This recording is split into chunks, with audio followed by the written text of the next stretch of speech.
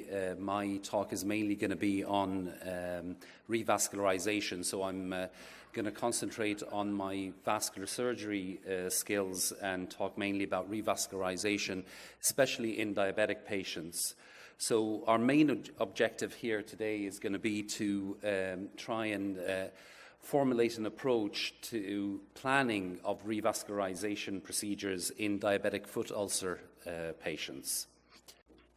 When we think of DFUs, this is what comes to mind, the small ulcers, but we have to remember that if we do not approach these patients properly, this is what could end up happening.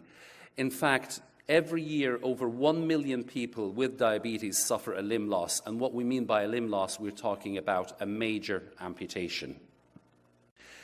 What options do we have? There are different tools that we can use. We can do a subintimal angioplasty, which even from our own results in long segments, so in task D lesions, so long occlusions, what we found is that subintimal angioplasty has similar outcomes when it comes to sustained clinical improvement, when it comes to 5-year amputation-free survival as well, in comparison to a bypass. Did that transfer on further? It did. So at 5 years, sustained clinical improvement was significantly higher in the laser group than the traditional angioplasty group.